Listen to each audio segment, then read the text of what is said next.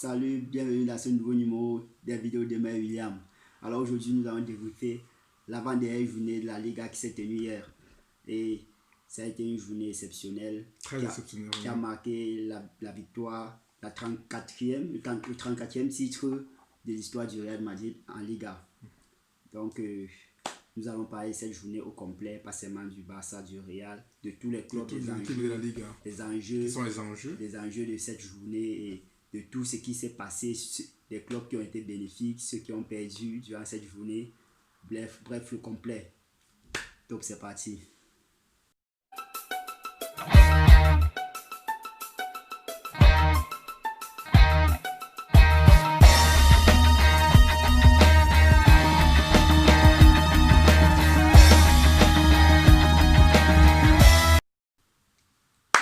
Madrid, champion. Madrid, champion. J'en connais qui sont contents. J'en connais ceux qui sont vraiment, qui ont vraiment le mal, ils sont vraiment très fâchés. Oui. Il y a des gens qui sont vraiment remontés face à cette Les victoire. petits sont devenus les grands frères. Les petits sont vraiment Comme un certain, il le dit souvent. Comme il le dit souvent, oui. Les Alors, petits sont devenus les grands frères. Madrid compte désormais 34 titres en Liga. Et c'est l'équipe, pour moi, bref, c'est pour tous ceux qui suivent la Liga depuis le début, c'est l'équipe la plus équilibrée, sincèrement, cette année. Ouais. Donc vraiment, il mérite amplement cette Liga. Donc, bravo à Zidane. Ouais, bravo à tous. Bravo à l'équipe, vraiment. Tu sens vraiment que c'est une famille. Zidane a laissé cette équipe avec 3 Champions League, un championnat, une Liga, attends pour moi. Ouais. Il part et l'équipe, vraiment, on sent vraiment que... Ouais, ils ont vraiment souffert. Oui, ils ont souffert. Et c'est pratiquement la même équipe qui a... Oui, ils ont souffert. Ils n'ont pas pu se remettre du départ du papa, Zidane. Ils ont juste ajouté 2 joueurs, je crois, Mendy et Hazard. Et Hazard n'a vraiment pas aidé cette saison avec les blessures. En plus, ouais, on s'attendait vraiment au grand Hazard que vous connaissez de Chelsea. Donc, il n'a pas eu un impact. Hazard n'a pas vraiment eu un impact sur cette équipe cette saison. Donc, et les blessures aussi ne l'ont pas aidé. Alors, bravo vraiment aussi à Courtois. Benzema. Qui va bientôt égaler le nombre de clichés. Espérons qu'à la dernière journée, Courtois ne prenne pas un but parce que le record est quoi? Il y a 19 et il y a 18 clean sheets, 18 matchs sans encaisser de but cette saison. Si Courtois ne prend pas un but à la dernière journée, il sera à 19 et il va égaler. On espérait qu'il n'encaisse pas hier pour pouvoir égaler et battre même le record. Mais malheureusement, il a pris un but à la fin du match. En tout cas, bravo à toute l'équipe. Bravo. C'était vraiment une très belle victoire. Bravo à Benzema. Leader, pour la première fois, il a été vraiment le leader de cette équipe. Bravo au capitaine charismatique, Sergio Ramos, qui a vraiment pris le ballon et donné à Benzema. Vas-y, mon petit. Ouais. Mets-toi bien. On a vu Sergio Ramos qui a été très altruiste. Il a souvent envie de marquer, mais il a compris que c'était possible que Benzema soit tout les. Oui. Très tard. Il a compris un peu tard, mais il y a aussi quand même les matchs que il va laisser Messi être petit. Bon, il y a eu les matchs Ramos. Ça, on peut l'accorder si Messi veut. Mais c'est pas encore fini. Il faut dire que Benzema a tiré moins de pénalty. À la dernière journée, si Benzema met 2 buts et Messi ne marque pas, il serait Pichichi. Même nombre de buts, 23. Vu que Benzema n'a pas trop mis de pénalty. Il a tiré très moins de pénalty que Messi. Donc, c'est pas encore fini. Et c'est même la question du jour. On doit la poser à la fin de la journée. Selon vous, mettez vos avis en commentaire. Qui sera Pichichi de la Liga cette saison? Non, mais Messi est bien parti pour être Pichichi. Mais il faut aussi dire que... En fait, le ballon est rond. Le ballon est aussi rond. Donc, tout peut arriver. On espère bien que ça va être notre Karim.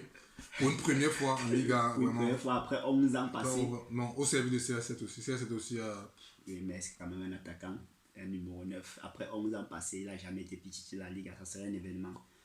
Bon, après il y a eu le Barça. Il y a eu nos amis catalans qui n'ont pas su vraiment où mettre la tête tellement ils avaient la pression. Il fallait à tout prix gagner le match et espérer une défaite du Real Madrid. Ça veut dire à la fin ça a mélangé tout dans la tête. Les choses ne sont pas passées. Ça a été un peu chamboulé. C'était vraiment chamboulé. Je crois que c'est 2-1. Ils ont perdu à domicile contre Osasuna. Osasuna était 40e.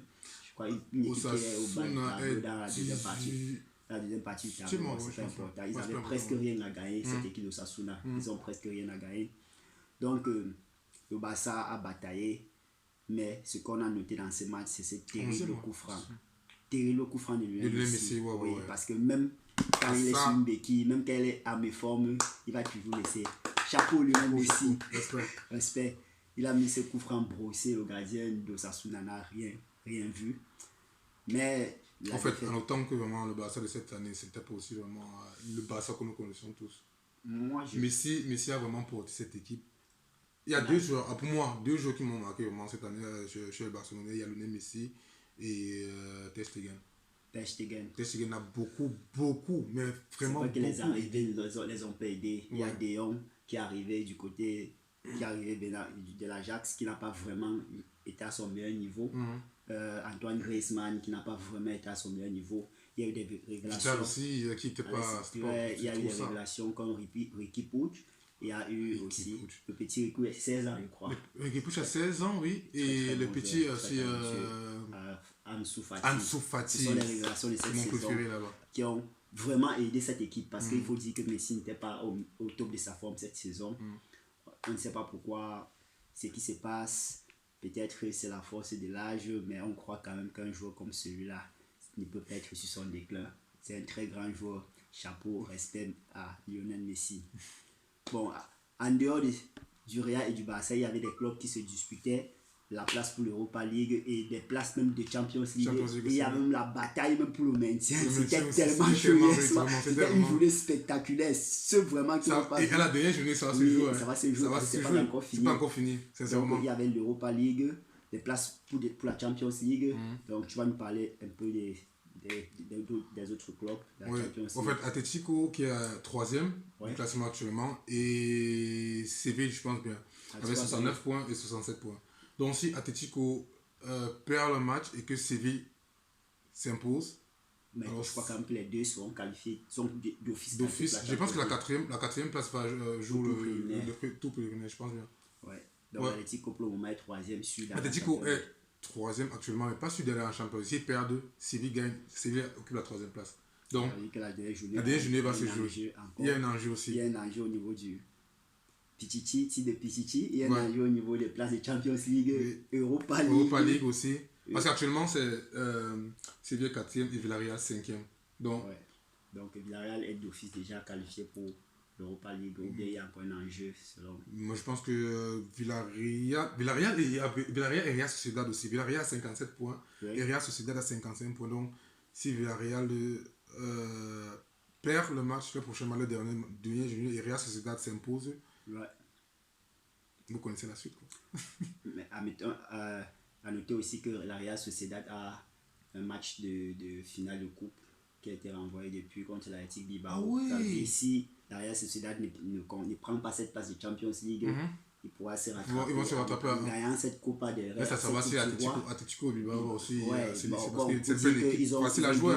Ils ont deux chances. Atlético Bilbao est une équipe facile à jouer. Donc c'est pas une équipe facile. C'est plus compliqué quand ils sont à San Mamés à domicile. Mais là, ça va se jouer à l'extérieur, dans le stade de Séville.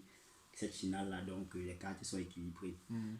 Bon, les amis, on avait aussi en bas du classement le choc.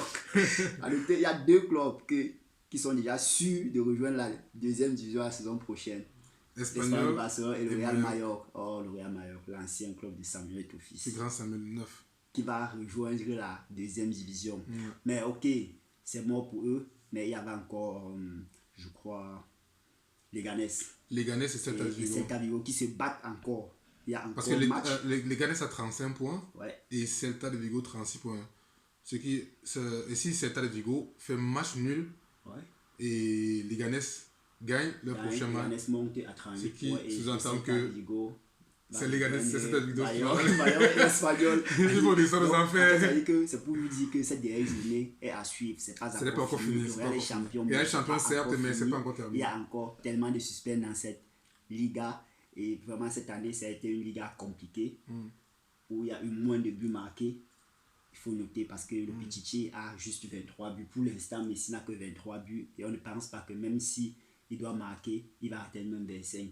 Il pourra atteindre 25, mais c'est pas sûr. Et c'est pas sûr qu'il va même marquer. Donc, bref, il y a encore beaucoup de choses à faire. Donc, les amis, suivez la dernière journée, elle sera palpitante. Alors, c'est ici que s'achève notre vidéo. Nous espérons que vous avez aimé la vidéo. Ouais. Laissez surtout vos commentaires, n'oubliez pas. Partagez la vidéo, ouais, abonnez-vous et activez la cloche de notification pour recevoir nos vidéos. Ouais, n'oubliez pas la question du jour. Qui sera Pichichi de la Liga cette saison? C'est très important. Qui sera Pichichi de la Liga cette saison? Le Pichichi de cette saison, c'est William. Le Messi de Bistov. Ok, ciao. Ok, ciao, on est ensemble.